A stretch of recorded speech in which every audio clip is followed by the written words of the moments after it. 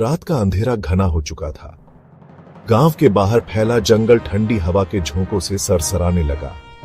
बूढ़े दादाजी अक्सर चेतावनी देते थे, रात के समय जंगल की पगडंडी पर मत जाना, वहां छलावा रहता है। लेकिन कौन मानता। गांव का युवक अर्जुन इस तरह की बातों पर यकीन नहीं करता था। एक रात जब उसकी भैंसें जंगल की तरफ भाग गईं, तो वह उन्हें ढूंढने अकेले ही निकल पड़ा। अंधेरे में उसकी लालटेन की टिमटिमाती रोशनी जमीन पर नाच रही थी। तभी उसे दूर एक सफेद छाया दिखाई दी, एक आदमी जो पेड़ के पास खड़ा था। कौन है वहां? आदमी ने धीरे धीरे सिर घुमाया। उसकी आंखें अजीब तरीके से चमक रही थीं। अर्जुन को हल्का सा डर लगा, लेकिन उसने खुद को समझाया कि यह सिर्फ भ्रम है। जैसे ही वह आगे बढ़ा, वह आदमी भी मुड़कर चल पड़ा।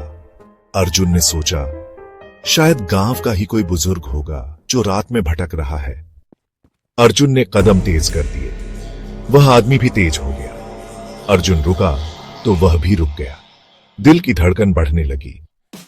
अर्जुन ने तुरंत गांव की तरफ दौड़ लगा दी, लेकिन हर मोड़ पर वही आकृति उसे रास्ता रोकती मिली। अचानक पेड़ों के पीछे से कई और आकृतियां निकल आईं। कुछ के चेहरे जले हुए थे, कुछ की आंखें गायब थीं और कुछ की गर्दनें उलटी थीं। मुझे छोड़ दो, मैंने कुछ नहीं किया। लेकिन आवाजें गूंजने लगी, तू आ ही गया अर्जुन, अब कोई वापसी नहीं। गांव वालों को अगले दिन अर्जुन का जला हुआ शव उसी जंगल के पास मिला। उसके चेहरे पर भय और दर्द की झलक साफ दिख रही थी। गांव के सबसे बुजुर्ग व्यक्ति ने गहरी सांस लेते हुए कहा, यह छलावा उन्हीं को पकड़ता है जो इसे झूठ मानते हैं। रात के समय जंगल की पगडंडी आज भी सूनी पड़ी है।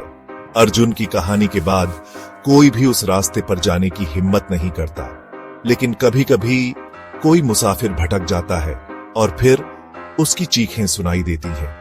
क्या तुमने कभी छलावे को महसूस किया है? अगर नहीं, तो अगली बार रात में अकेले जंगल जाने की हिम्मत